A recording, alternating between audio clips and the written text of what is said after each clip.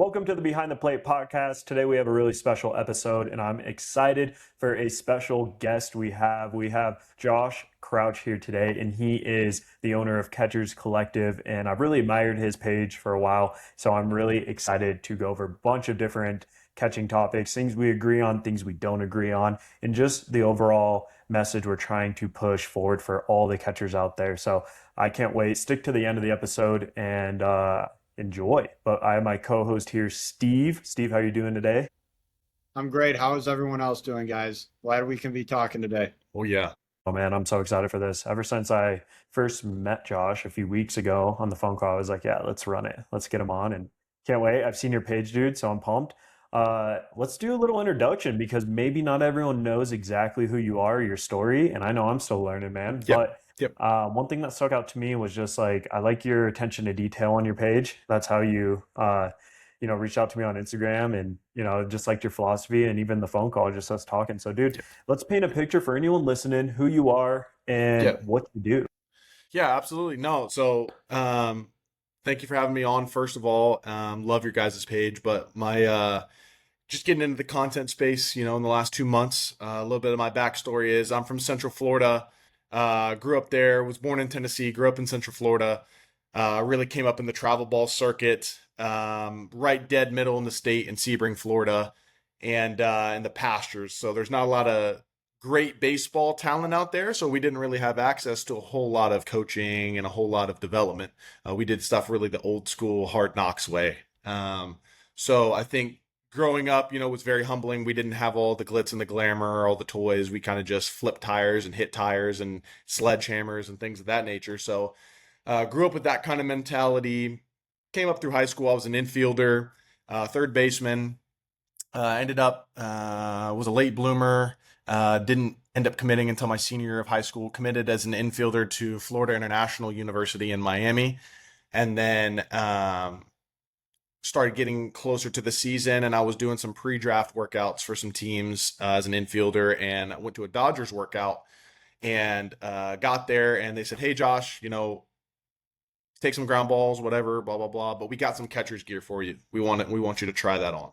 And I was like, "Okay." I'd never thought about catching in my life because we had a really good catcher who played college baseball, caught on all our youth teams growing up, was nasty. Was like, no way I even should consider catching just because I'm never going to beat this guy out. So I'm going to go play somewhere else.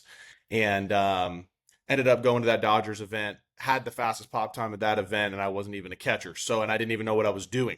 So the Dodger scout was like, "Hey man, like maybe," and I am just deathly slow. So he was like, "Man, you should probably just consider catching." And I was like, "All right, well, that's going to change some stuff a little bit." FIU didn't know I even caught. They recruited me obviously as a third baseman. So there was some decisions to be made, and more or less ended up decommitting from FIU and committing to junior college, State College of Florida, Manatee, which is in Bradenton, Florida, right across the street from IMG Academy. If I'm sure a lot of people know what IMG is, and so went into that program again. No catching instruction, just really doing picking balls behind the plate. Obviously had a really good arm, and just throwing guys out when I can. But as far as, I mean, when I go back on YouTube and look up my video when I caught in junior college, it's honestly comical what I was doing. And we had an old school pitching coach in 17 years in the big leagues, and he's like cussing me out on the sidelines or in the dugout, and we got scouts in the stands because he's like trying to get me to get in front of the ball, but I have absolutely no recollection or knowledge of any kind of mechanics to help me do that. So it really motivated me going into that summer. I got to get better because I can't deal with this sophomore year again. So ended up running into a really good catching coach playing summer ball in the Florida Collegiate League. Played a little bit in the Cape, and then ended up coming back down. I was on a temp contract, got done up there, came down to the Florida Collegiate League, ran into a really good catching coach. His name's Eddie Rodriguez. Currently, he is a catching consultant for the Dodgers. He owns his own facility in Melbourne, Florida. Caught a cup of coffee in the big leagues, coached in the big leagues for the Marlins, catching coordinator, and I just really got introduced to the analogies and different ways of explaining and combining other aspects of the game that make sense. Because as we all know, people don't learn the same, and different cues help them learn and be able to bridge the gap to their learning, if you will. So ran into him, and he really helped me take a tick up. Had a good year that next year at State College of Florida, and then committed to University of Central Florida in Orlando, 2020. Went in there, obviously didn't know COVID was going to happen. Boom, season ends after 15 games, and then that season's over. Was hitting 200 at the time with, I think, one home run. Obviously not going to get drafted in those 5 rounds. Didn't want to sign as a free agent, so I ended up coming back to school. And we had a really good hitting coach there. His name was Andy Barquette. He was the big league hitting coach for the Boston Red Sox, and he was basically taking a gap year. He got done with the Red Sox. His daughter played soccer at UCF, and then he was the coach there, and he got my swing right. Ended up having a really good year in 21. Got drafted by the Tigers in the 11th round, and then got into pro ball, and again, didn't really know anything about catching. Was kind of like, didn't really know why I was doing what I was doing. I was doing the correct mechanics and the moves look right, but I never knew why I was doing it, so I couldn't buy into what I was doing. And as I got through the minor leagues, obviously you're not, in college, people tend to get their hands held in college a little bit. In pro ball, you're just, you're on your own. There's some guys there to help you if you need help, but you're just on your own. And, it's it's your career. It's whatever you make of your career. So, ran into a really good catching coach there. He was our manager in high A. His name is Brian Pena. He played for a long time in the big leagues, multiple different teams. Really started digging deep with me on the mental side of the game, on the game planning side of the game. He really didn't know how to explain, again, the traditional old school, if you will, modern era of catching. He was in that area, and we didn't really talk about mechanics much, but it was more mentality. Hey, how are you going to connect with the pitching staff? How are you going to connect with the coaching staff? How are you going to connect with every one of your pitchers? What makes every single pitcher tick? Because everyone's different. So I got really good, I would say, on the relationship side of things and communication with the staff. And he really helped me in that. And then end up going back to Eddie Rodriguez again. After he got out of the minor leagues, he took a gap year before he went back into pro ball as well to start his own private stuff. And really delve back into the mechanics. Had some success in the minor leagues defensively, but it was just, too up and down. I didn't really, again, know why. And then went back to him again and really started diving into the why and what made me good. Hey, Josh, 2024 was your best year. Why? What were the moves you were doing? What did the nitty gritty of the mechanics, the angle of your arm, the angle of your chest posture, where was your head? Blah, blah, blah. The whole 9 yards. Started to understand why I was doing everything I was doing in my game. And that ticked up my game immensely. So I played 4 years for the Tigers.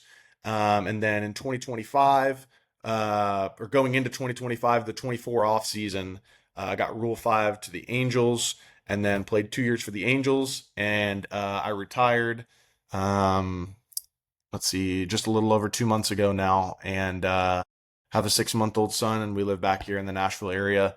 And now I've just been building up the Catchers Collective, and been having, I would say it's been a blessing, and I've been having great success as far as the in-person clientele right now, getting to work with a lot of really good high school and college guys in the area.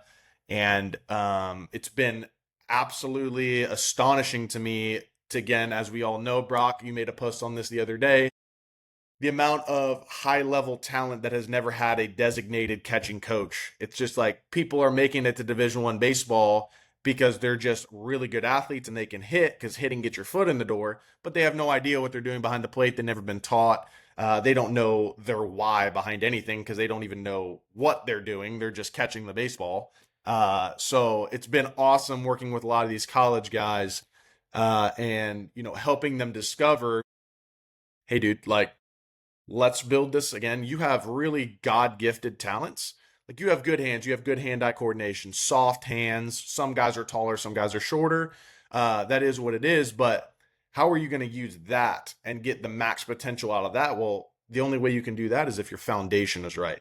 The foundation allows you to set everything else above it up for success, because you could have really, really good hands, but if you're limited by your base, well, then you're not going to reach your ceiling. So it's been great encouraging them and giving these guys a process and giving these guys different routines and different drills, just again, trying to add tools to their toolkit so they could be like, hey, man, I like these 5 drills out of the 45 drills that you showed me, and I'm going to sell out to these when I go back to school. And then just doing those things every single day to try and continue to refine the mechanics and refine over the course of the season, and then add that into their gameplay. So, again, it's been a blessing. Met a lot of really cool people and a lot of really good players since I've been here. So I'm just excited to continue to build this content space for myself, and just continue to keep pushing, like you said, pushing modern catching forward, because I feel like I've said this before. Your resume does not determine if you can get anyone else better. It doesn't matter if where you played, how long you played, what level you played at. If you cannot bridge the gap between you and the person that you're teaching, no matter what the age level, if you don't understand their learning skills and the way that they interpret things, and you can't bridge that gap, then they're not going to get any better. And it doesn't matter how long you played in the big leagues. So, or how long I played in pro ball. That's what I said to every single one of my clients that I've had thus far is, this is not Josh that played 6 years in pro ball and had a little bit of success telling you do it this way because this is what I did. No, we're going to figure out what do you do well, and then we're going to keep those things your strengths. We're going to keep your strengths, and then tick up your weaknesses, and let's make your weaknesses as good as possible. So that's kind of my ideology, and there's your runaround for the last 2 months. Dang, man. Yeah. Thank you. Yeah. Thank you. I think Yeah. that's so cool hearing your whole story. I know when you and I first met, I kind of knew a sliver of that. And the fact that, yeah, you just finished pro ball 2 months ago.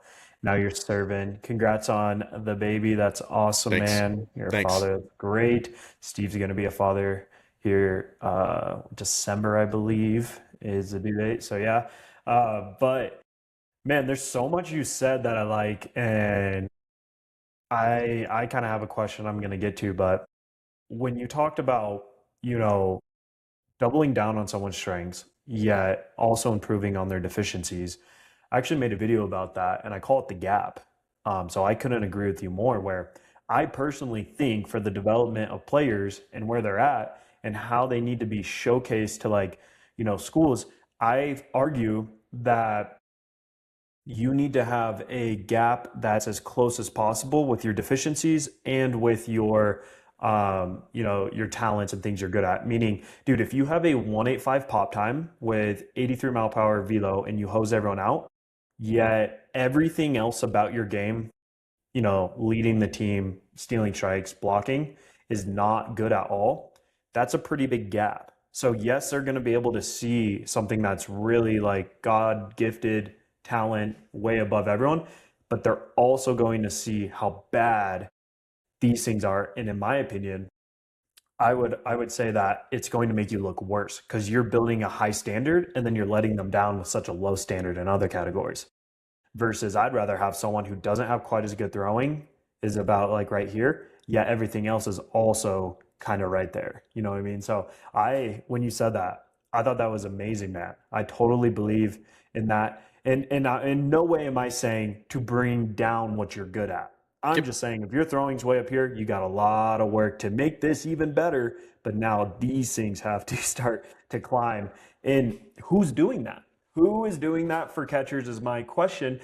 And now there's a lot more, but I find, and Steve and I see this, not a lot of catchers are taking advantage of those resources in this day and age. Right. And they're not being set up for that. So I wanted to hear from you, Josh.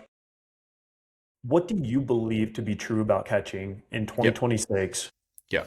For your overall philosophy, if you could put it into just say one sentence and then build off of that.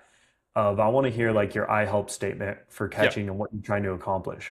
So the number one thing for me, again, over the last 2 months, I've seen is that I feel, and you could see some of the results before and after on my page, and it's been pretty incredible seeing and how an hour to an hour and a half, the amount of success a kid is able to have just simply by fixing the foundation. And I describe it as this. So if you see a house being built and the foundation and the concrete foundation has cracks in the concrete.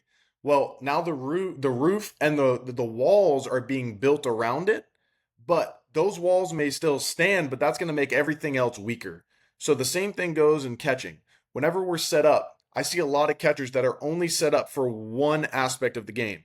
You see catchers in a split, they're trying to cover the low strike and their complete right leg or left leg completely extended out, sitting on the ground. Well, that's a bad foundation. That's a weak foundation. You're only secluding yourself to one aspect of the game. When I need to find a stance that's stable and I can receive, block, and throw at an above average level from. Because if you're just secluding yourself to being able to do one thing from a certain stance, you're doing yourself a disservice. So again, like to go back to the God gifted talent, I've seen a lot of these college kids, they come in, they have lightning quick hands, but the stances that they set up in are just because they're trying to copy the guys that are on TV. And obviously everyone has mobility deficiencies. Not everyone moves the same. We're not trying to create clones. We're not trying to create robots. It's, again, success leaves clues.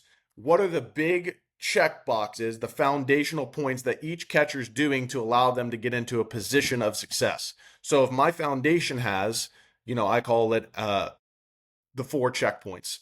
If you're doing a kickstand and your left leg is kickstanded out, your left toe is pointed towards the pitcher, your right knee is pointed towards the pitcher, you're sitting on top of your right knee and your right toe's tucked up underneath you, and then that's my starting position.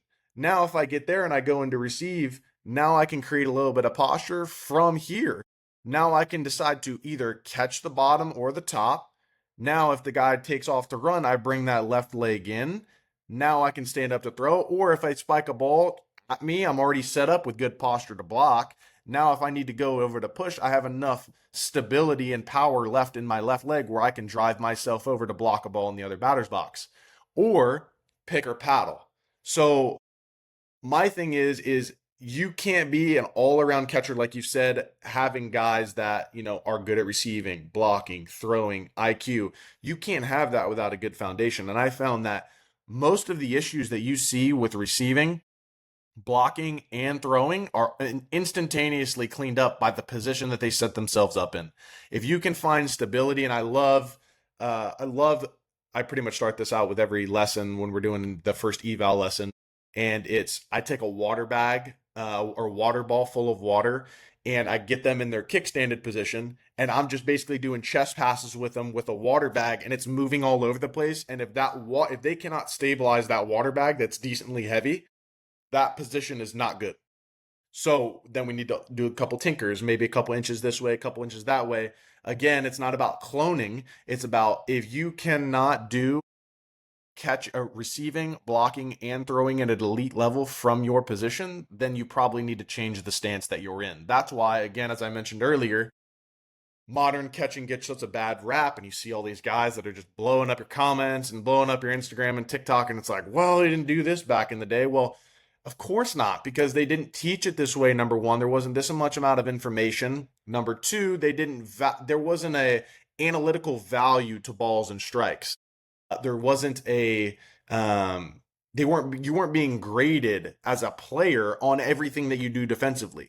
And there weren't like percentile chances of success for, that's a 90% block probability, that's a 10% block probability, shadow zones and receiving, like the whole 9 yards.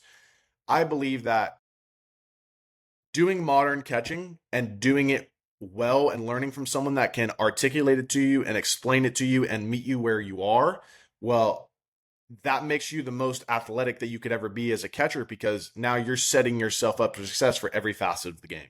So for me, the old style catching versus the modern style catching, it's not even an argument, because if the modern style catching is taught correctly, it is by far and above the most efficient way to catch. So Dude, so I can relate to this all too well, because this is what I tell Brock every single day. Like you're saying of the house and the foundation is literally what I say every single day to our guys in our remote program and to my in-person stuff. And like to build off of that, I think it comes from learning from such a great catching coach of Eddie Rodriguez, right? Because I can speak so highly of what Florida Baseball Ranch does and what like Joe Singley do. That's who I learned from, because I never had the luxury to even remotely play really in college, just due to surgeries and all that.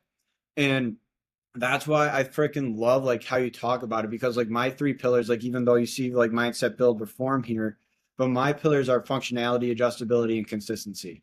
If we can't find anything functional, if we can't learn to be adjustable while we're in that stance, and we can't find a way to consistently do it, it's not even worth our time, right? And that's where us coaches, we got to identify that. And I think when you're talking about the four phases, what you're looking for in a stance, dude, that's so powerful, right? Because if we are not in a core, if we're not in a engaged position and our core is not stable when we receive, it really doesn't matter about the move.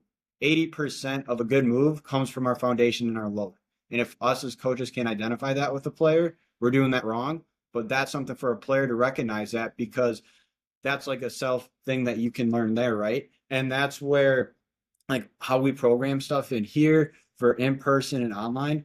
All of our guys always start off with med ball stability catches, because we need that foundation so strong. And I thought that was so powerful what you said there, Yep. Josh, because I could relate to that all too well. And Yep. I probably like when it comes to blocking and everything, dude, like Brock will attest to this. Like I'm just more of a mindset guy. Keep the ball in front however you need to, paddle, pick it. I could care less as long as we're doing that. But from a throwing side, that's where I think a lot of people talk about this too, is like what's the best stance to throw out of. And for me, it's really not like I don't know, I don't have the answer for you. That's for you to discover, Yeah. right? That's why I- like coaches like that's like that's not my job to tell you that. And that's where like I'll tell you like from like for younger kids like the 12 to 13 range, okay, I'm probably going to be more adamant with you to be in a secondary stance, because when we're in one knee down, the mindset shift is probably going to be more lazy just from a Yep. mindset side. But then as we trickle into high school, like what's our number one job as a coach?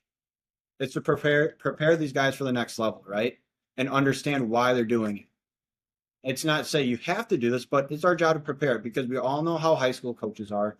They're old, stubborn coaches that can't get out of their own way sometimes, but players have to face that fact. And guys like us would be like, you know what? It's good to have this stance, this stance, this stance, add it into your arsenal. And at the end of the day, like you've said multiple times, you can't catch, block, or throw out of it. It's going to be very tough to play, let alone at the professional level, but at the high school level or at the college level. So, like that's number one thing when it comes down to what I've learned from learning from like players like yourself in indie ball, like working with former big league guys, triple A guys. The biggest thing is our preparation. And if we don't get the players in the right mindset, it's not necessarily even about the move, like the No. technical, because early on, that's what like in affiliate ball, like from what I've heard, it's technicals early on. As you keep growing, that's where the tactical side of the game comes in, right?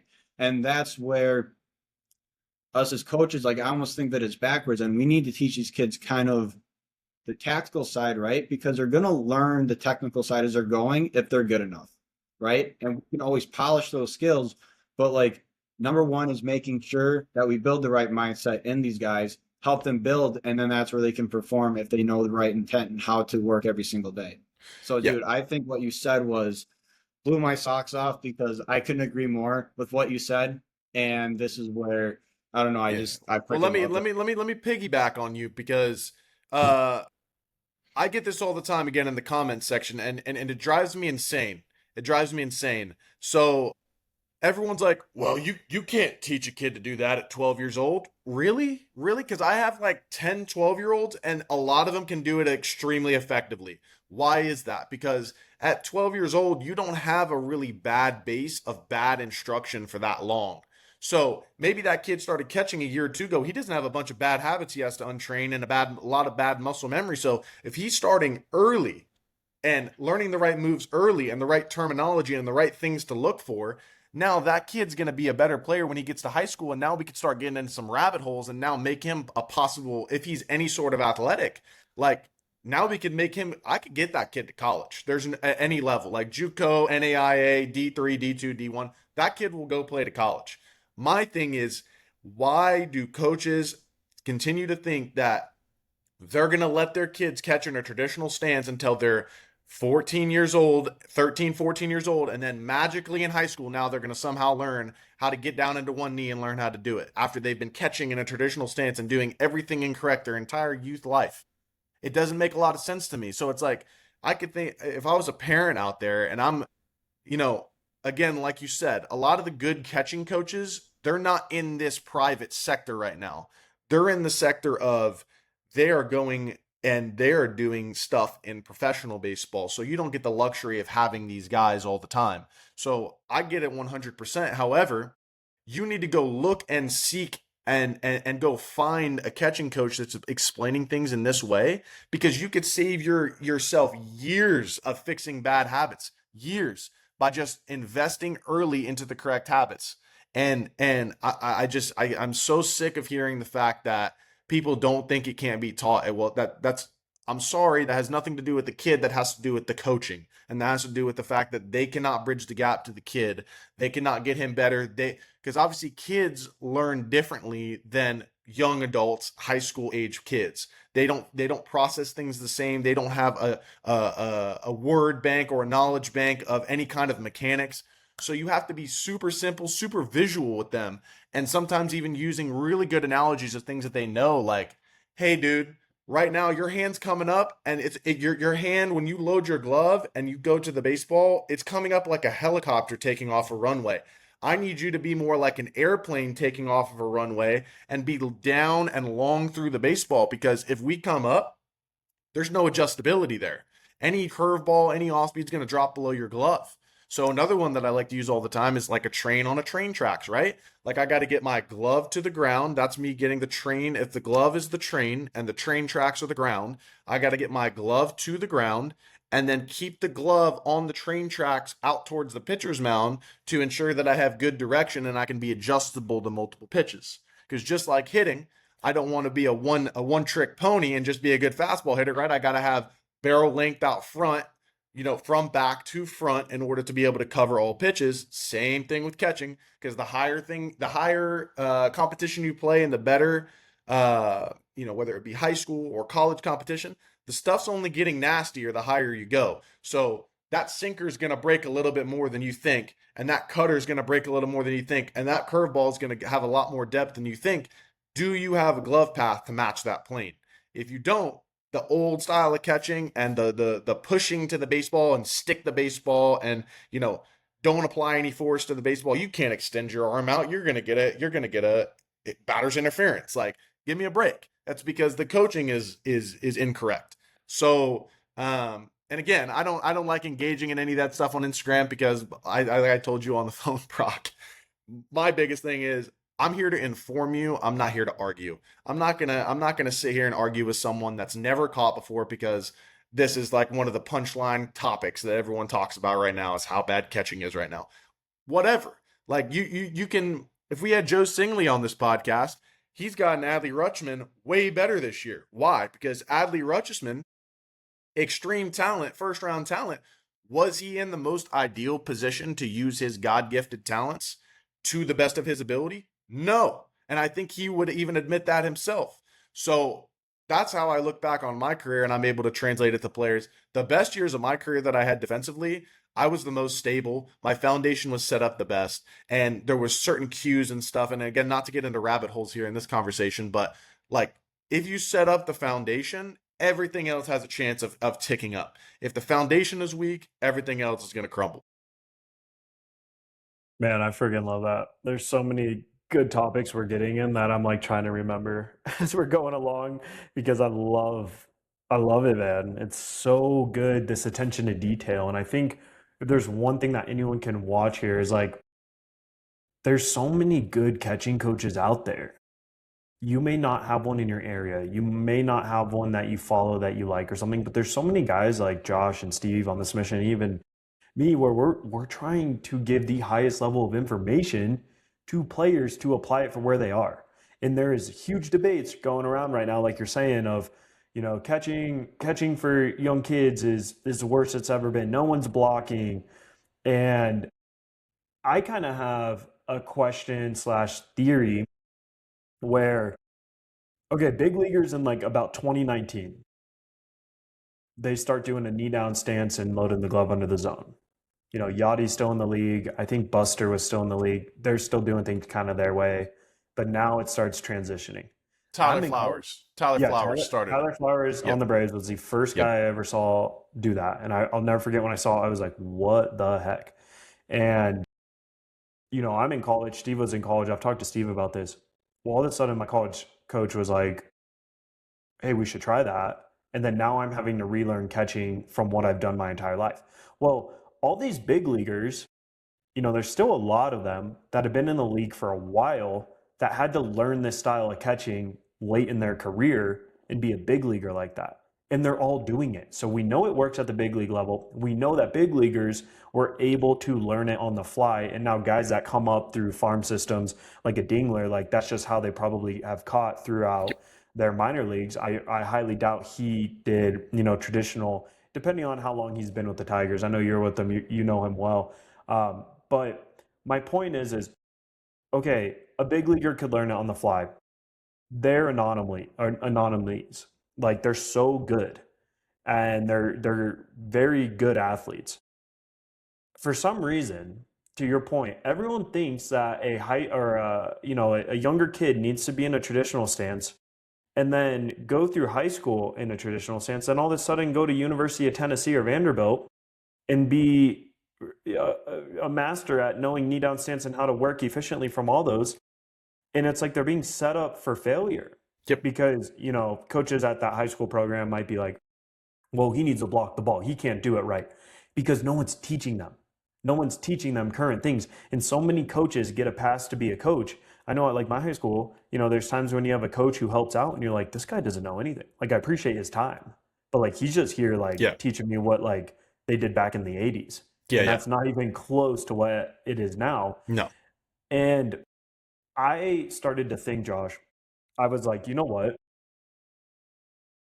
There is an aspect where I do think it's really beneficial for a kid to learn his foundation on a traditional stance.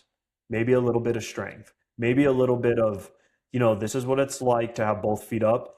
And then still at an early age, understand how a knee down stance is a little different from that, but makes things easier from that stance. You know what I mean? It's meant to simplify. But I do think like if a young kid who's 8 starts catching and he's only doing knee down from there, like, dude, he might have longevity problems for, maybe stability, maybe some sort of strength. I still think if that kid does that, he's still going to be better than most. But I used to be like, no, I think kids need a foundation of traditional. I'm now so sold out of why would you not try and get as good as you possibly could for where catching is right now with what time you have left. If you're a freshman, if you're going into freshman year and you want to go play at a Power 4 school in 4 years and you're 15 years old right now, you got 4 years to get as good as you possibly can for what that standard is. That standard is multiple knee down stances, adjustability in any situation, understanding the sequence of events with the runner on. Is that runner stealing? Is he not? Do I need to kick out? Do I need to kick in? Do I need to, ascend to the ball earlier, later? Like things like that in depth. And you need to be elite at that. And I think the mission we're on at Backstop Build is how can we prepare kids for where they want to go so they can get there and play. And I think that's what, obviously we've talked and what you're doing at Catchers Collective.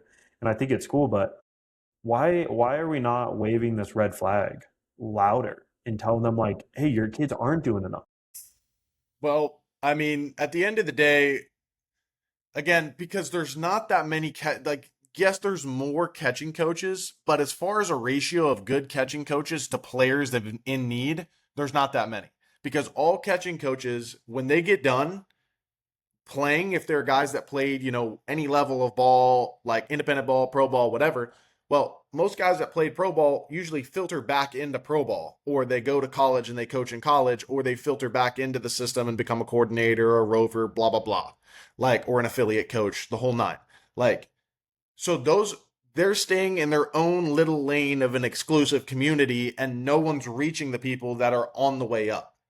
That's why, for me, I think it was so impactful to come into the catching space, because I didn't even consider going into the hitting space. Because think about how many hitting coaches there are out there. I'm like, dadgummit, everyone thinks they can be a hitting coach if you swung a bat. So it's like there's thousands of hitting coaches out there, and it's like I'm not going to sit here and try and compete with different ideologies. Like, no. We need to get catchers better, because for why in the world is everyone says, man, son, there's the tools of ignorance. Like, it's the hardest position in all sports, son. Okay, well then why is it's the least coached? the hardest position in all of sports is the least coached at the youth and the high school levels. It doesn't make any sense. And the only reason that is because there's not the coaching. Those people are just turning around and going back to professional baseball. So that's why I think it's so impactful that there's actually guys now that are teaching the modern style of catching, because, and that's truly why, again, why I believe that it's blown up so well here is because, number one, there's a demand. Number two, I'm not just coming and boasting my credentials and being like, come to me, I played in pro ball. Like, that doesn't mean anything, because I've also met people that have played 10 years in the big leagues that I didn't get that much better from. So again, your resume doesn't guarantee or give you any dictation of, can you bridge the gap to learning to someone else? Because we all know, we've seen Barry Bonds, we've seen all these elite level hitters. They can't, like, and I've played with coached and played with some people that were coached and played with him, and they're like, he's just telling us to do stuff, and they're like, I can't do that, Barry. Like, I can't do what you're asking me to do. Like, you're the best hitter on the planet. I can't do what you're asking me to do. And it's not because Barry Bonds doesn't know what he's talking about. It's 100% he does. He's the best hitter on the planet. He just cannot bridge the gap of his information to someone else. And that's what I'm saying is, I have been a person that was a late bloomer. I tried every different hitting ideology. I tried multiple different catching ideologies. And it's like, so I know how to explain everything. So I know where everybody's mind is at. And I know that I can meet you in 10 to 15 different areas because I've already been where you're going mentally. So I think that, it's not a one size fits all. It's not a one size fit all. But I think that that's what we're trying to do here. I could speak for the three of us, and there's a lot of other great catching accounts out there that are pushing the needle forward as well in the content space. But it's like, how are you going to get better, and how are you going to get prepared for the next level? How are you going to get prepared for the next level? Because and again, this is to bring me into my next topic I want to talk to you guys about, because don't even get me started about travel ball. Like, so I'm playing nonstop travel ball since the time I'm 12 years old. And then now I'm going into high school, where a high school coach is having a little bit more of an expectation of me to be a better player, have some baseball IQ, know how to do this, that, and the other. These travel ball organizations are not developing people. It's like they're going, paying money, playing games, go to a couple showcases, 12, 13 years old. Great. Guess what? You're 12 years old. You're not signing a scholarship to Vanderbilt tomorrow. So why are we so worried about play? We should be worried about, I got to get as good as I can at a young age and continue to tick up on my personal development side. And then when I have something to showcase, now I can start forking out some money and going to play in this showcase and going to play in this travel tournament. Again, it's the business side has been taken out of proportion, and so many people have fallen into the trap of travel ball and showcase circuits. There's no need for it, because everyone's fallen into the pipe dream of, yeah, I want to play in college.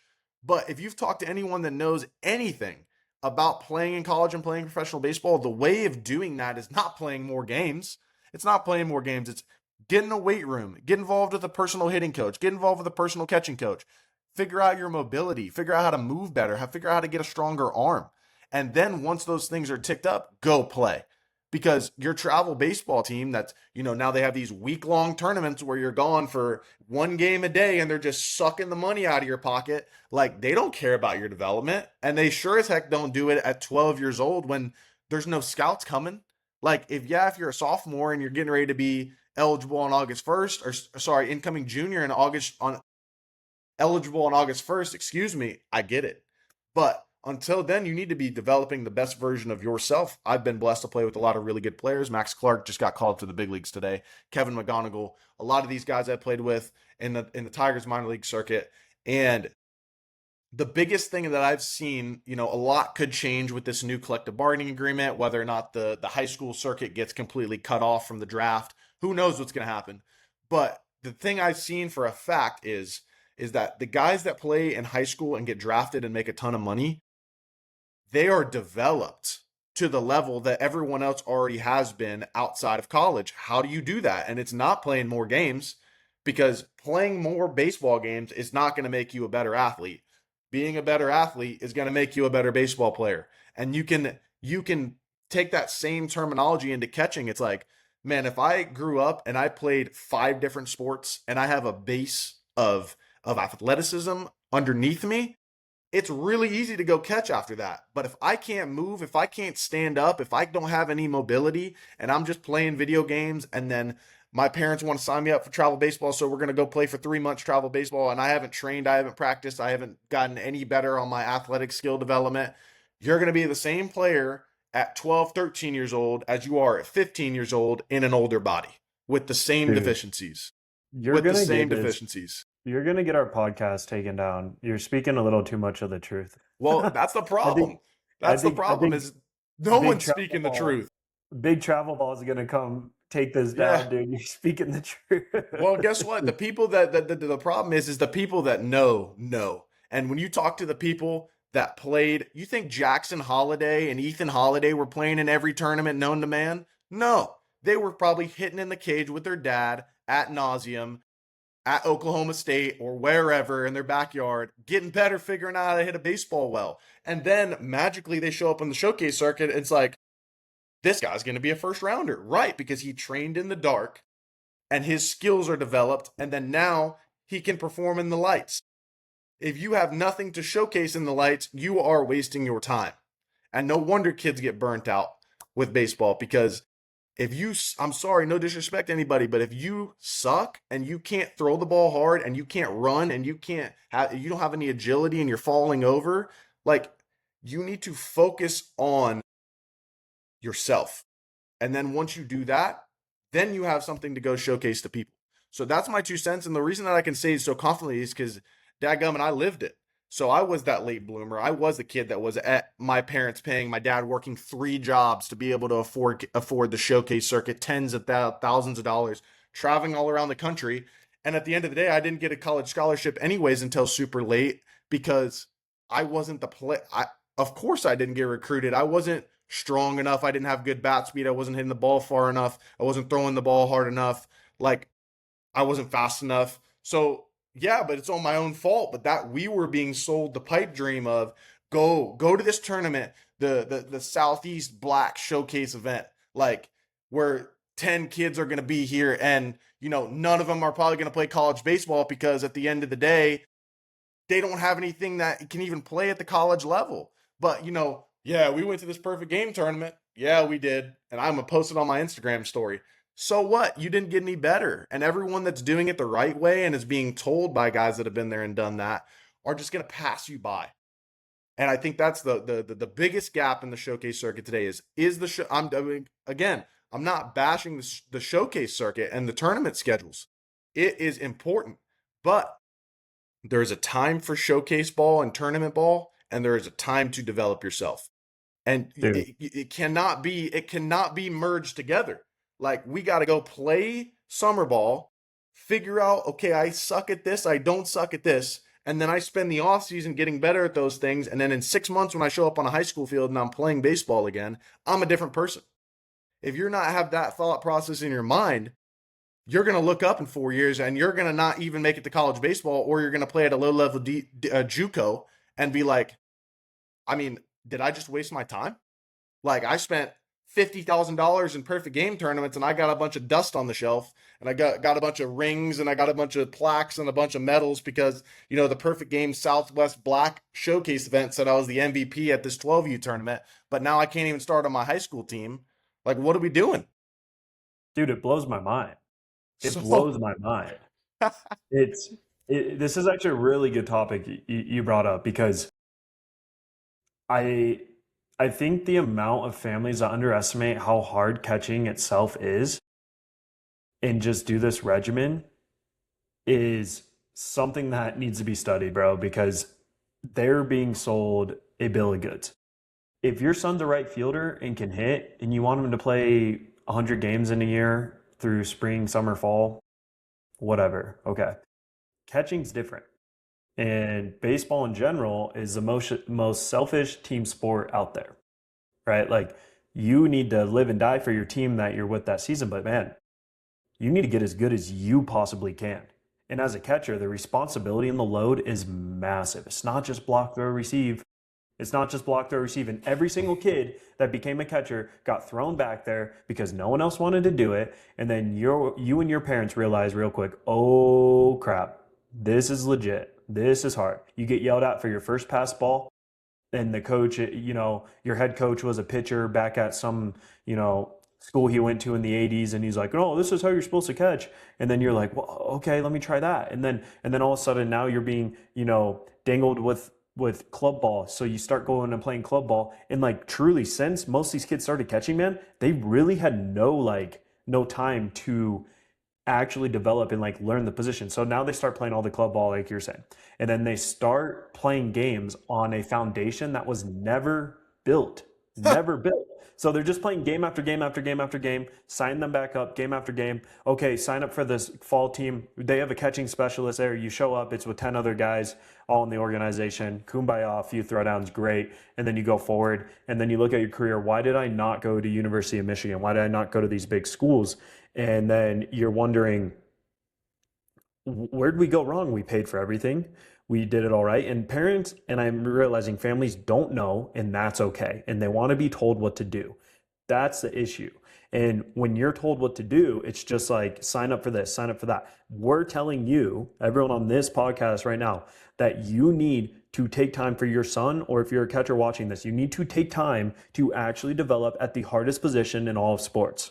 You have to. You need to take some sort of season to get good at it. Find a catching coach you trust. Okay, maybe it's working remotely with us every single day. Maybe it's working one time a week with the guy near you who knows what he's talking about.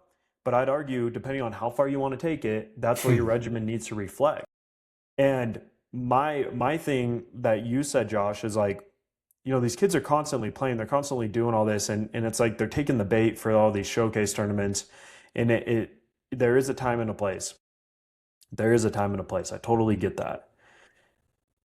I just do not understand why we're underestimating how hard the position is and the demand when you see a huge gap from high school to college, where kids nowadays are the most talented they've ever been physically. This is a different conversation. I'll argue kids nowadays are also the most weak mentally they've ever been. But dude, kids are swinging like Bryce Harper used to in JUCO, like as a junior in high school. Like Yeah. kids are nasty. Yeah. Dude, some kids that are really good, I'm talking about. There's a lot of bad kids. I want to be clear. And, I was looking at this last draft. Will Brigg, I think he's a Tennessee kid. Yep. He's from close to here. Okay. This is funny. Around my age, you used to reclass to buy yourself more time so you could develop. Dude, kids are getting so good that they're reclassing to a higher grade because they're already so good. Yep. Striker Pence, I found out, throwing 100 miles per hour, he's reclassing to be older in a class. Will Brigg should have been a junior going into his senior year. He reclassed to take the draft as a catcher out of high school. He was the first catcher drafted out of high school. I think he was the sixth catcher in the draft, which is pretty good because you're getting drafted. The guys above him are Golden Spikes winners, Ryder Helfrich, Von Lackey, Carson Tinney, like dudes that are nasty, right? Playing at big D1s, and then you reclass from a junior to a senior and got drafted and got paid. That is a standard for how good you can get out of high school and how good guys are getting. Yep. And I don't know his story. I don't know his family background. I don't know if they did club ball all the time. I'm willing to bet that kid spent some time to become the best possible catcher he could. That way, when Perfect Game reached out, he's got a 1.8 under his belt. I was looking at his throwdowns the other day. He physically is nasty. So it's like, how are we missing that? To me, it's simple. It is very simple, and I think that this could be solved very organically. It's like, let's just reframe the mentality of development. It's not, again, about playing more games. You can't develop unless you spend time off the field developing those deficiencies. Again, the thing I say all the time is, can't put Band-Aids on deficiencies. So, because if you put Band-Aids on something and you're just like, yeah, we'll just do this here, son, to get you through the season. Well, that's never going to get addressed, and that's going to just trickle on to middle school and high school, and then again, you're going to be the same player that never reached his ceiling. So what I'm saying is that the money that's parents are already, and to get it, my parents, God bless them for spending as much money they did on me to go out and reach my dreams, and thank God got there. But at the end of the day, let's just reframe the way that we're thinking about like giving this money. We should spend the money in turn early on developing and spending. Yes. Is it an investment to go to someone that knows that what they're talking about? Are you going to have to spend money up front? Absolutely. You got to do anything good in life, you're going to have to dish out money. But guess what? You're already dishing out money, and the perfect game and all the other little showcase circuits are not helping you at all. It's just a platform for you to show up at. They're not leaving you with any information. They're not leaving you with little skills and tips and hints for you to be better as a player. They're just, hey, show up at this date and we're going to run it. We'll time your 60, we'll time your pop time, we'll see your bat speed and exit velo and play a game, and then you can go home.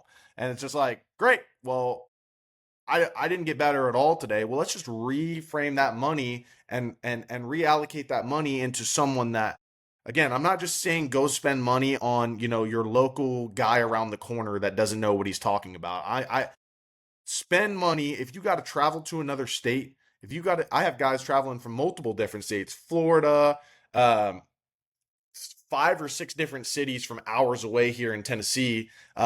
People from the South Carolina, North Carolina area. I got people coming in from Kentucky. Like, you go to where the information is, because all you got to do is make you're one change away from becoming an astronomically better player. So if you can have someone that can bridge the gap in your learning, and the way that I knew that I wasn't good is when I watch the guys on TV, there's moves that they're doing that I wasn't doing. And that's a problem. Like, it's not that they're more talented than me. Maybe we have the same talent level, but there's something that they've been taught that I don't know. And I can't apply that to my game if I don't know the information, if I'm not going to seek the information.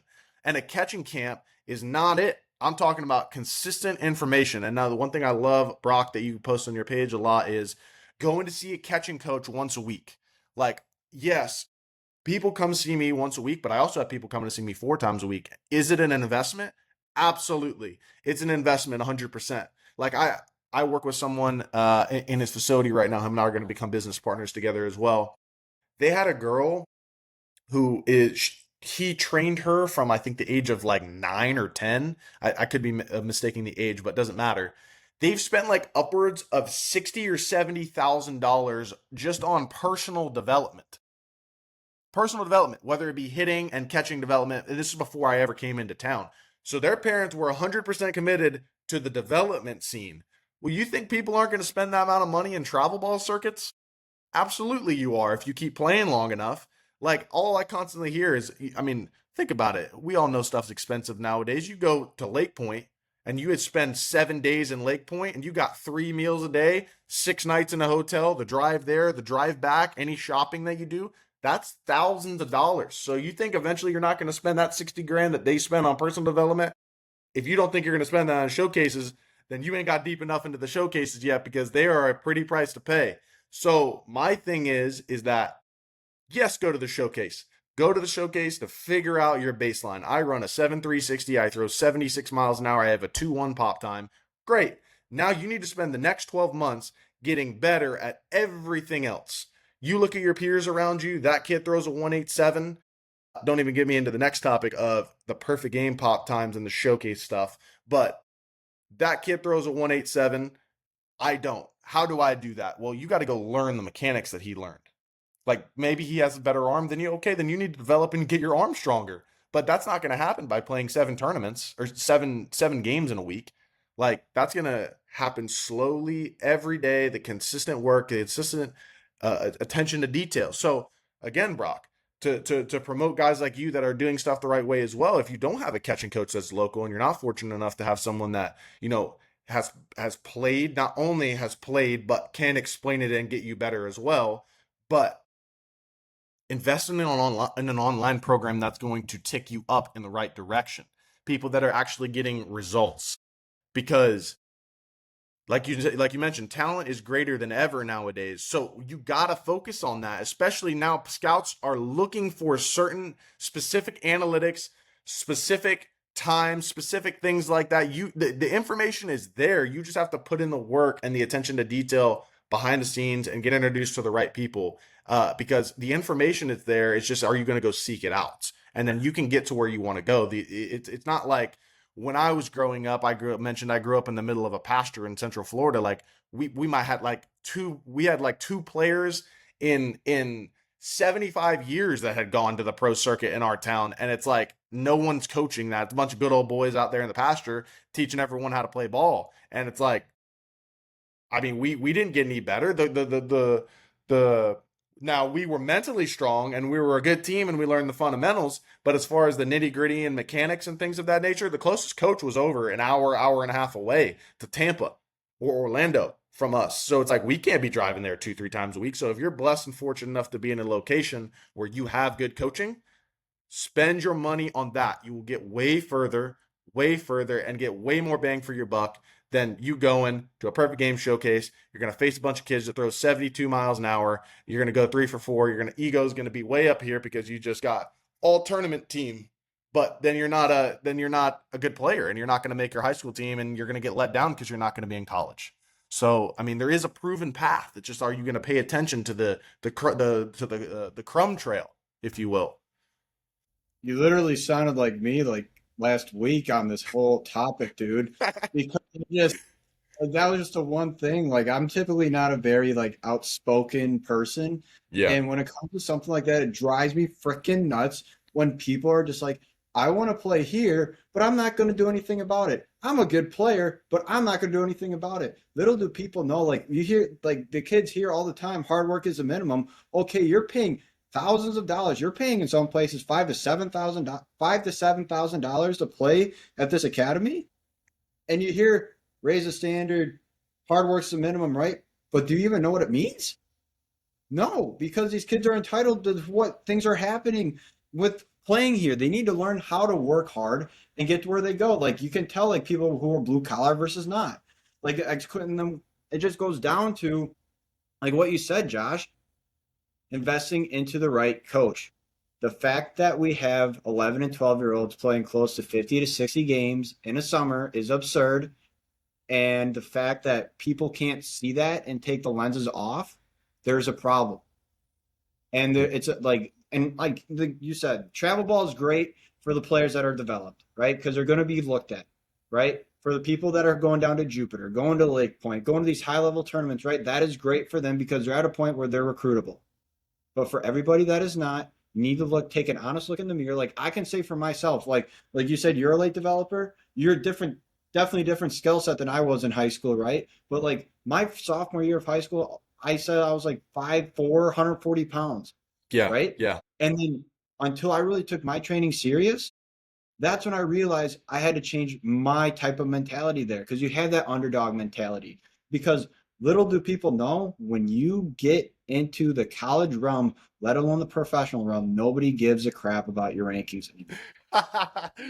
If you talk to anyone that's worth their salt anyways, they don't care about it. All these college coaches, they're like, oh yeah, that's great. Well, guess what? They don't care. What are you going to do for their program? That's all that matters. Exactly. It's the coach's job to find someone to replace you. It's your job to keep your job. And it's to prove it to not only to the coaches, to yourself every single day. And that's where, like, I think it's great. Like, it sounds like you work with a lot of like top ranked players in the state. We do as well. And like, it's great for everything, right? Because it's going to help them get to a high level, powerful school. But for the kids that aren't, that don't get discouraged by that, because at the end of the day, in the long run, they're going to know how to work through things when it's hard. And some people that wasn't always handed something, it's going to be a little different from that side. And maybe this feels like you're calling some kids out, maybe not. But for the people that I know I work with too, I make sure they know that, because in the long run of this game, and seeing how a professional game or a professional season looks, let alone in indie ball, you play 100 games. Minor league ball, you're playing 142. In the big league season, you're playing 162. And you think you're doing enough right now. And little do people think, like, I don't know how it was for you, Josh, but I know at least for my guys that I worked with at Dock Hounds, we got early working once or twice a day.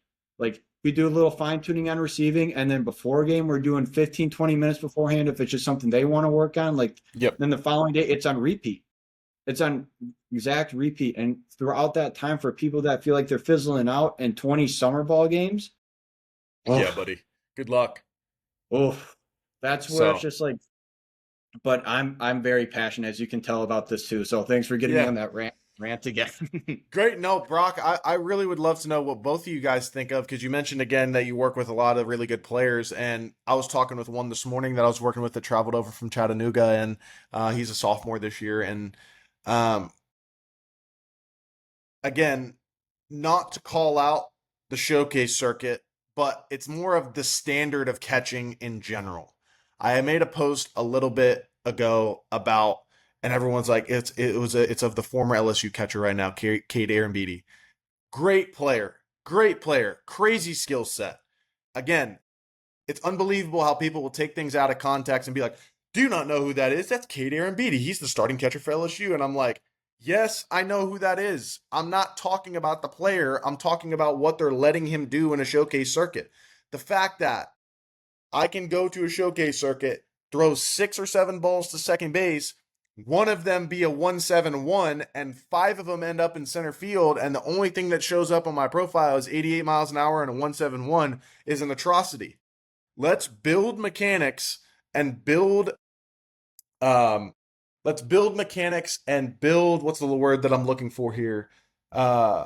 Build moves that allow us to be able to translate it into the game. That's the number one thing I've talked to all the catchers that I work with. I don't care the talent level. When they go to their workouts, when they go to their travel ball showcases or their travel ball tryouts, high school tryouts, showcases, you do the same moves that you're doing in the game for pop times that you do in the cage setting with me. And I've seen it ad nauseum. I've seen a bunch of different people on social media posting themselves. They're catching in one knee on a game, but now all of a sudden they're throwing pop times to second base, and because the radar gun's out and there's 3 guys with stopwatches back there, now they're up in a traditional stance trying to cheat the system. Shoulders are over here and they're catching the ball and trying to throw it 97 miles an hour to second. It's like, hold on a minute.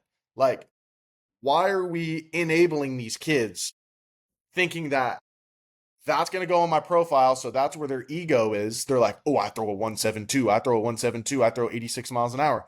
You're not throwing that in the game, big dog. Like, look at big league average catchers. And again, the reason I say big league average is because everyone is graded on a big league average scale. So when you look at a player in the big leagues, the average pop time in the big leagues now is around a 1.9 to a 1.92.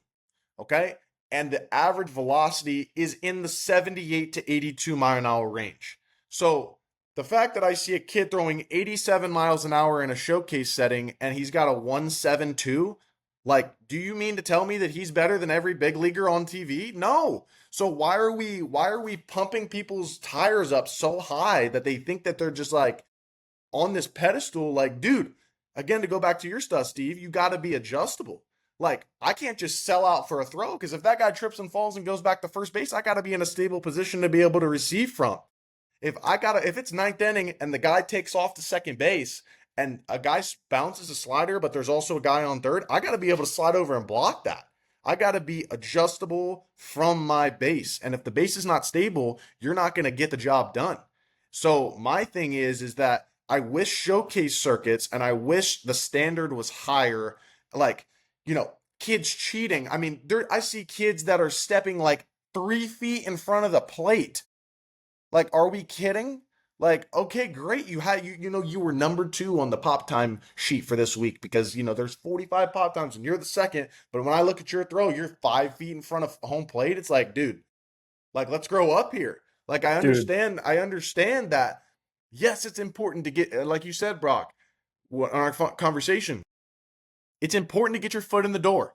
You need to understand that they need to know that you can throw a fast pop time, because that tells me one thing, that that's his ceiling. That's his ceiling. I know that he can get rid of the ball and throw it fast in a short amount of time. Great. Now, how can I translate that into the game? Now, can I take that 171 that he did on a PBR ranking, and can I take that and make it a 188 every single time at 82 miles an hour? A 188 at 82 miles an hour, accurate on the bag, is going to throw out more people than anything. So what I'm saying is all these kids that are posting their PBR and their perfect game rankings all over their Instagrams, like, no disrespect, but that doesn't matter. Like, I understand it makes you feel some type of way. Like, just keep focused. That's why I tell every single one of the guys that I work with that are extremely talented and have a vision of going to play in college, you just focus on yourself. Let everyone else talk about you. I will call colleges for you. I will tell people about you. I have connections. Other people that I know have connections. The baseball community is too small. Too many people know people. If you're a good player, you're going to get found. But let's not do ourselves a disservice and again put band-aids on deficiencies and just think magically I'm going to do a showcase spot time and then I'm going to get back there in a couple days and the next day or whatever, and now I'm just going to go down from my one knee. Like, no, dude, let's get back there and let's throw a 1-9 on the bag at 80 miles an hour every single time, and let's be really good at that because that's Yeah. going to get a ton of outs. You throwing 1-1-8-2 and 4 in center field is not going to get any outs because it's not consistent, and you're just training bad habits, quite frankly. So, I don't know what you guys have to say on that, but that's what I'm pushing 100% because I am just sickened at the stuff that I see, and honestly, I feel sorry for the kids because like it's got to change. Like it's got to change, and they're going to come up. A lot of kids have talent. It's great to know. Yes, check. They have talent. They can throw the ball hard. They can get rid of it quick. But is that sustainable in the game throughout the course of 140 games? Absolutely not. Because if you think about it, if I show up, and this is why, again, it's doing everyone a disservice. If I show up, imagine if you step on the field, right? You're going to play at Vanderbilt or you're going to play at Tennessee. And we're first day in the fall. Hey, catchers, we're throwing to the bases today. And I set up traditional stance, shoulders turned all the way, and I'm just sailing balls into center field. Like that coach is going to be all over you. So if it's not okay for those guys in college and pro ball, it's not okay for you at 10, 11, 12, 13, 14, 15 years old. Like start holding yourself accountable to the standards of the places that you want to go. And Yeah. that's going to get you way better, way quicker. Yeah. I want to chime in on this, and I also want to allow Steve to, but I'm going to, mic drop, big mic drop. I'm going to do something. I'm going to go against the grain on this, and then I'll tie it back to what I totally agree with. I'd argue, why wouldn't players do that because that's how the game's been set up, unfortunately. Like, let's figure out who made that. Dude, I'll be honest, if I was a high school player right now, whatever I need to do at the next showcase to get that number on my profile so I can buy another opportunity, I am doing. I don't care how I need to. Because what's been set up, to your point, is when they go to your page, they Google your name, what number is associated with it. They don't really care how you got that number. Now, that just buys you an opportunity. What families don't realize, that just gets you the next opportunity. If I throw a 178 there, again, back to that gap we talked about, if I throw a 178 on perfect game and now a coach comes to watch me because maybe they saw me, they saw the ranking, whatever, and then they come watch me in game and clock me at a 205, I shot myself in the foot. So I love what you're saying of, right? I love what you're saying of get the showcase pop time, get the showcase velocity as good as you can get it, while actually being able to have that skill now when you buy that opportunity. Because all baseball is, and going to the next level, is another opportunity you buy, essentially. Not necessarily with money, not necessarily with time, but like with your skill. Like, okay, maybe they posted me and the coach at Lipscomb University wants to watch me now, and I've always wanted to go to a D1, and that's good to get some street cred if I get my first D1 offer. So now they're going to come watch me because they saw maybe a little bit of my profile or saw my Twitter video. Then they come watch me and clock me at a 2-1, and they're like, well, what the heck? So like, yeah, I totally agree. They shoot themselves in the foot. My argument would be, why wouldn't kids try and get the best number? Because we've set them up for failure. I'm not saying us as catching coaches. No. The day and age has, dude. If I'm at a showcase right now, I am cheating at 1,000,000%. But I'm also immediately after I cheat it, if I get a really good number, going, okay, how can I now actually do that in game when they come watch me? Just like you said, with the proper mechanics. I'd also argue with you, when you cheat it, be careful. Your sequencing of your lower and upper body are going to be on 2 different timelines, and you're doing something you're not used to doing, and it might result in a worse pop time. Velo might look good, but it might result in a worse pop time, or I commonly find velo and pop time go down. So I'm really honestly agreeing with you, but I'm saying like kids definitely should try and get the best number if you don't want to get left to dry until things change. But my challenge to all these organizations would be, hey, if we're going to go the metric route for catchers, let's start doing that. Let's start doing glove speed. Let's start caring a little bit more. Why aren't we tracking how well someone can receive it when they come to your showcase? Why aren't we doing anything? Why aren't we doing Yes, bro. release time? Why are we not Yes, doing release yes, time? yes, What are yes. we, bro? It blows my mind. Why are we not doing, dude, at least having some sort of blocking video associated if we don't want to go on blocking metrics? You know what I mean? Um, like I know like blocking, we've had to create our own metrics here at Backstop Built, which is funny. And if you see them, we're like psychopaths. We have like 13 different metrics for blocking of just like, what we're ranking them on and receiving. I'm not saying they need to do that, but I'm just like, how it works is what's on your profile is going to get your foot in the door. Now, depending on how good you actually are as a player, might expose you or might help you. But to your point, the day one of fall when you're in college baseball, what can you do to that standard? So I think when you ask me like that question of what we feel about that, I think you should prepare for the opportunity and earn the next opportunity while actually having the skills to do it. And unfortunately, in today's age, like I would try and get as good of a pop time as possible because you're doing no one a favor. You're not more noble than anyone else getting a 205 at your last showcase with a 73 mile per hour velo and then being like, well, at least I didn't cheat it. I feel good about myself. It's like now you have a bad number associated. And to your point, maybe that kid does hose the entire world at a 205. That's not a bad thing. I'm not saying that. I think that's a great thing. I think a 205 is a great pop time. There's Dude, people in the many big leagues MLB throwing out people at 205s. yeah, many Yeah. many guys are going to be throwing that right now. But unfortunately, the landscape calls for something else. You know what I mean? If you do throw out the world and you're throwing out every runner out of 205 and you're a really good catcher, man, you can still play at a really good D1 program that appreciates a catcher who throws runners out rather than what's the timer say. So that's my spiel on it, dude. I just loved what you were saying. I really don't disagree with any. I'm just saying if I was a player right now, I'm selling out too. If I was So you signed up for said a showcase, F I it. I'm selling out, bro. I agree with you 100% because again, it's not that those kids are wrong because they're again, you have to do what the game is asking for. The game is asking for an extremely fast pop time, but at the end of the day, it's a disservice from the beginning from letting it develop into the way it's developed now. It should have been fixed a long time ago and there should have been a standard and someone speaking up like, "Hold on, son. You can't set up at a 45-degree angle like that. You need to fix yourself." And there needs to be a that's one thing, dadgummit. I wish that perfect game would have a standard and be like, "Hey, we need to set up this way." This is if think about it. We're running our 60-yard dash. If I come across the line early, that's an invalid 60 time. So why am I going to come and cheat the pop time early? That's an invalid pop time. You don't see a single guy on TV setting up like that. Now, hold on a minute. I already know what people are going to say. Well, I see Patrick Bailey. He's cheating like this. He's cheating like this, and he's catching. I understand that it's one of the best catchers in the world, and it's a person that knows where the ball is going to be thrown. 95% of the people that are throwing a baseball at the younger ages, high school, even into college, have no idea where the ball's going. They're just trying to fight their ever living best to get it over the in between the white lines. So we need to allow ourselves to set up in a position that's going to adjust. Again, the way I explain it when people work with me is two ways. You have to anticipate and react. So I'm anticipating, yes, the guy on first base is fast. I'm anticipating that.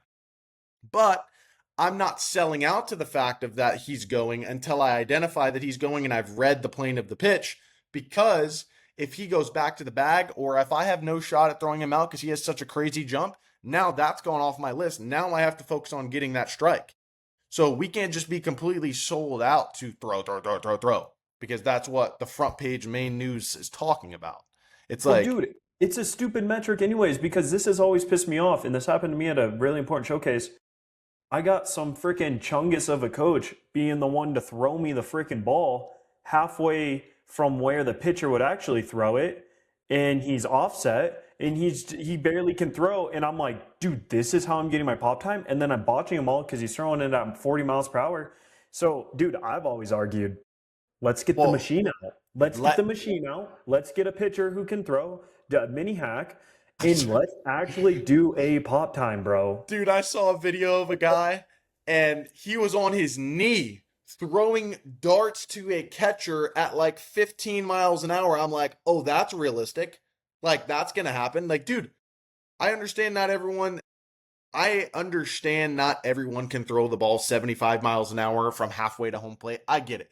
Let's set up a hack attack. Let's turn it up to 65 miles an hour and let's get a good four seam in there so they can let the ball travel. Because I can promise you this, if you throw a fastball in there that's 65 or 70 miles an hour, that's going to be more like a game speed. They're not going to be able to cheat because the timing aspect is going to be too great and you can't jump way out here on 65 miles an hour. You got to let the ball travel. And then we're thinking about, again, you're an infielder with catcher's gear. Let the ball travel, get rid of it, put it on the bag. That's one thing that I found out is that I was known more for my arm. At the college level, I was more of like a grip, get it, grip and rip kind of guy, throw it as hard as I can. When I got to pro ball, I found out that does not work. They're getting jumps. Now they're doing these jump leads. Like pitchers don't know how to hold runners. That's not going to play. And for everyone to look on TV and be like, oh, Dylan Dingler throws 86 miles an hour to second base, you're not going to do that. Like the vast majority of people are never going to do that. So we need to do what the normal versions of people are going to do, like myself. How can I get my quickest, best, most accurate time off at 78 to 80 miles an hour right on the back? That is very doable for most people. So the standard of I got to throw a 171 and I got to throw 88 miles an hour, forget it. It's not going to happen in a game. So start training for the things that actually matter and start paying attention to what the average amount of people do, not what the freak shows do. So because if you're a freak, you know you're a freak. Everyone else does too. But everyone else down here on planet Earth is going to have to do something different. So again, I really wish, and I would love to talk to the people at the showcase circuits because I would just go on an absolute rant about this stuff because we're doing, if this is truly, and again, I know it's a business, but if it's truly about the development of baseball and pushing the game forward and getting these kids better and on to the next level, let's stop doing them a disservice at an early age, thinking that this is the way that it works.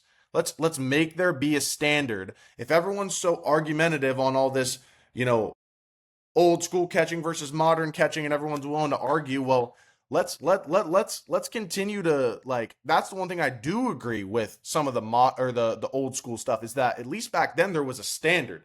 Like whether or not the standard was right or wrong is different. Like, hey son, this is the way we're going to do it. And if you don't do it, you're not going to play. Like now now it's just a free for all. Like, just do whatever you can just to get the number on the page so we can post it and blah, blah, blah. And you can feel good about yourself and go on your merry way. It's like, no, that's not going to play. So, I mean, I just think that, dang. I mean, I wish someone told me this stuff when I was growing up. So it's like, man, yeah, you said, yeah, it could be a little harsh for some people, but I would much rather someone be straight up and honest with me. This is what you need to expect. This is what you need to do. Then just sugarcoat you along your whole career, and you look up and you never reach your potential. So, I mean that's just the way that how I see it.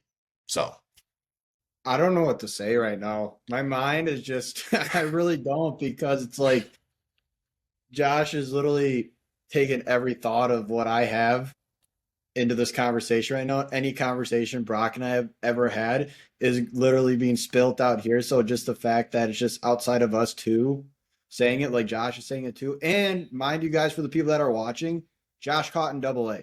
So he's been around the game and he understands the game and at a very high level.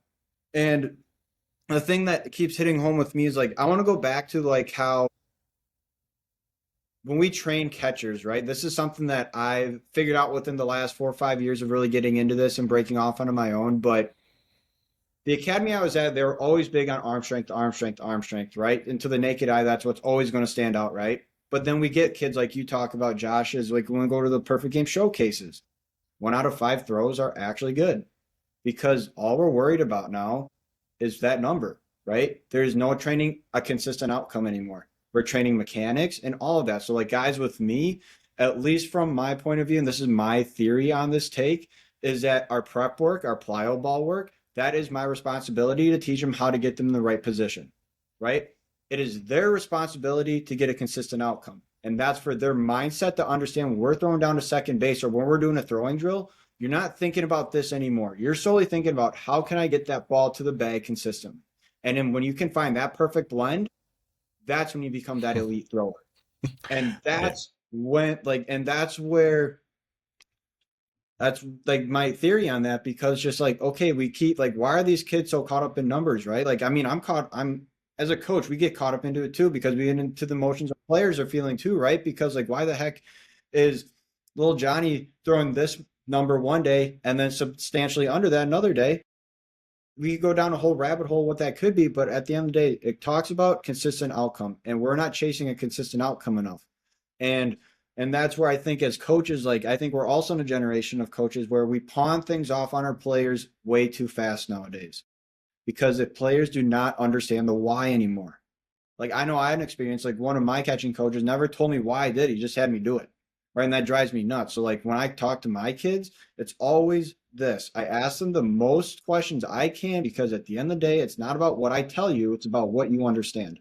Because I know the guys at the highest level understand what their bodies do. They understand their mindset, and it's my job to prepare them for that. And that's where the difference is now. It's not about saying, you know what, my coach told me to do this. Okay, he may have told you to do that, but why is he doing that? Right? And that's a big difference there. I think that's a big, we're bridging the gap there of the one word that I think that Joe Singley, if we're going to go back on this, is so big on, is the intent. Why is it, and what's our intent in everything that we do? And that's what I'm very passionate about. And that's why, like, you kind of go off what you said there, dude, but I don't know. There's so many things you can branch off this convo today, because it's just like Oh, it was a it- mic drop hat, and I that's know. and I mean honestly, and that's where it's just like it's so fun hearing the knowledge of, like, when you know you have a player. Like I was going to say this earlier on, like Josh, you remind me of a lot of one of my old coworkers that I worked with in travel ball. Very like he was are you, how close were you to like the Miami area? 2.5 hours, 3 hours. Do you know of the name Danny Reyes? Yes, I do. I don't know him, but I know the name. Okay, so I worked with Danny. Your Okay. guys' mindset are very similar because you guys understand the game. You under like when you said I tried things and I understand the mindset where you've been mentally, that spoke out to me, because that's a sign of a really great coach. And that's something I think like myself, I can do a better job as well. Right? Because I didn't have the playing experience, but you know what? The fact that we're just trying to be the coach that we wish we had is the Oh reason why boy, isn't that the truth? and that's where I think like I can relate to that, because he's the one that really taught me like where you're coming from. So I can say that was like a cool full circle moment for me, because it was just like, you know what? At the end of the day, for the guys that are watching this, that's why like we like doing these podcasts and bringing other catching coaches on, because it's not about just saying my way is the right way. It's always about how can we collab and make what's best for the player. And I think that's what's wrong even with travel balls, that we get too territorial and Boy. claiming that, 100%. right? And that's where and I work in academy ball currently too, right? But I think like the best thing about thing is that at the end of the day, it's a collaboration between everybody. It takes a village to build a player, but at the end of the day, all we're doing for those really top ranked players is managing them to not do something wrong, because they're doing a lot of things right. And as long as we keep pushing them that direction and challenging them sometimes, push them to failure, if it's in receiving or anything like that, to understand what it takes to catch a big league splitter or anything like that with foam balls. I mean, that's what I do with my in-person guys. I'm going to do it because I know what those pitch shapes are like. And if you don't like challenges, well, good luck.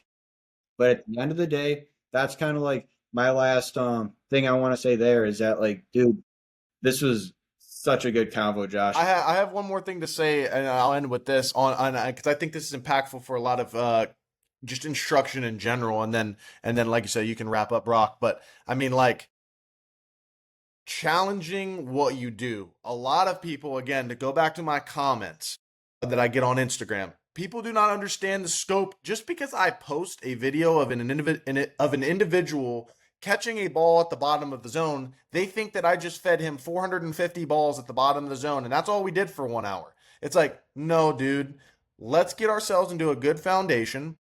Then we can get the mechanics down. Once we know what that feels like, now we can add in certain implements, whether it be a J band, where you've seen on my Instagram, I have the water bag that you attach to your forearm. You can add in a wrist weight. You can add in weighted balls. You can add in angles. Like, those are all the different implements that you can add to challenge the move. So now, once we've done that, we have to apply that. How are we going to make training more like a game? Because if we just sit here and we want to be a machine hero and catch the pitch at the bottom of the zone, I do agree you will be again at a huge disservice in the game, because at the big league level, the average miss at the big league level is around 12 inches. The average miss from the intended target is around 12 inches. So I have to train myself. Yes, if the best case scenario happens, I get my mechanics off. But when that pitcher misses his spot, because we already know at the highest level in baseball, they're missing it by a foot. So you can exemplify that even further and further the lower you get. Now, I got to be adjustable to that, because just because he didn't throw a fastball down and away and he threw it up and away, I got to be adjustable to go dunk that pitch. I got to be adjustable to, if he backs up the slider, I can't just give up on it. I got to figure out a way to keep that ball in the zone. So I think that, a lot of people, when they see us posting content, they're like, oh yeah, they can't do this in the game. Well, that's bullcrap, because the other 30,000 videos I have on my phone is of us doing block, catch, transfer, random drills, which we did with a bunch of kids today, where I'm just spinning the hack. I got a dad behind me feeding the machine, and I'm taking the 2 dials on the hack attack, and one will be randomly spiked. The next one they'll have to catch. The next one I'll say going. They have to get up and transfer. The next one they'll have to paddle it. Then they'll paddle to the other side. Then they'll catch one, get up and transfer to third. It's like, that's how you train. Once you master the mechanics and you get a feeling for the way that it feels, you have to make it more game-like. So it's just like hitting. If I just hit a home run on fastball middle, you think you're getting a fastball middle in the game every time? No, great.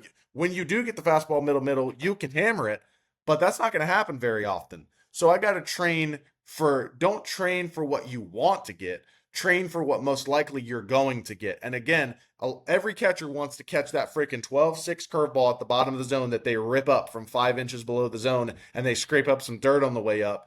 But is that going to happen a whole lot? No.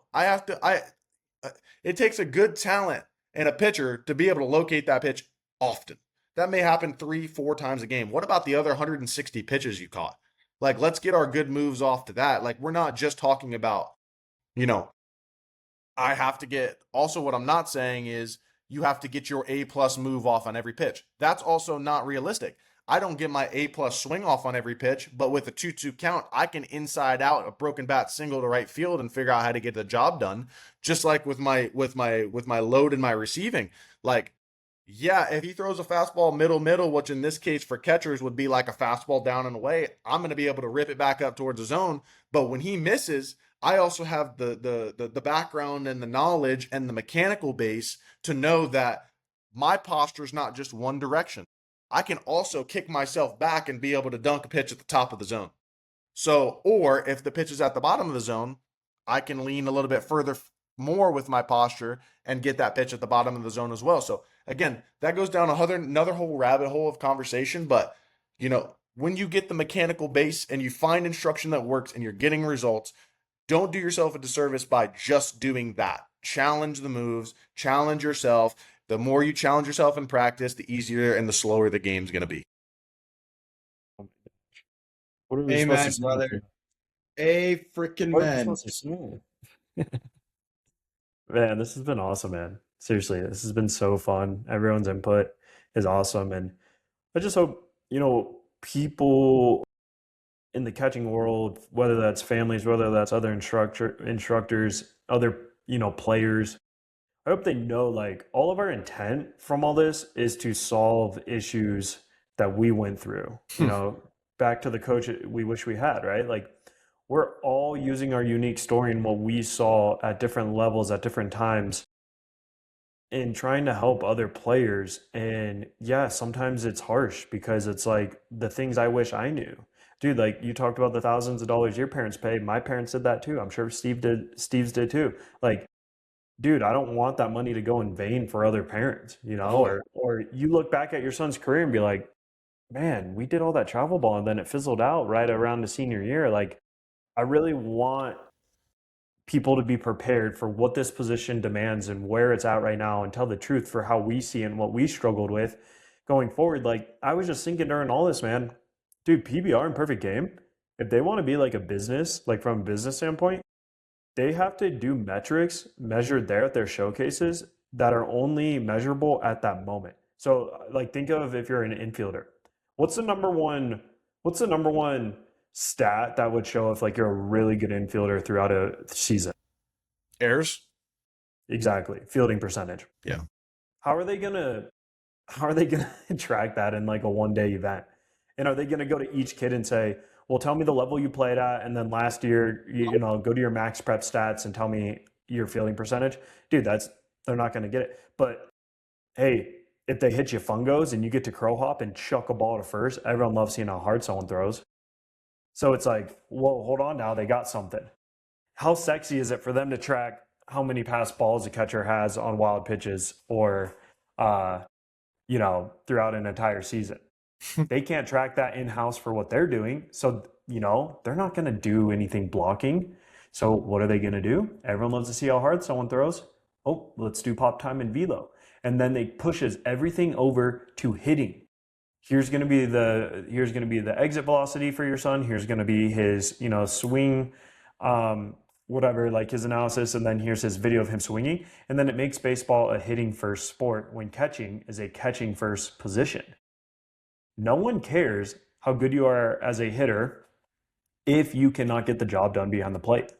You know what I mean? You're going to get moved to DH. You're going to get moved to first base, right field, second base. Dude, like no one's in the business at high level baseball for an average catcher. No one is in that business. Not a single person. So I don't know. That was just my recap on everything. But I just thought this was absolutely awesome, guys. And I appreciate you hopping on here, Josh. It looks like what you're doing with Catcher Collective is amazing. Follow him at that page. It's awesome, dude. This talk, I think we could go on for another hour and a half if we really wanted to. And I appreciate it. And man, thank you again. Always looking forward to doing it again, boys. Dude, you're the freaking man. The chatting Yes, with sir. you today. Yes, sir. God bless Great. you. Yes, sir. You too, guys. For real. Talk soon.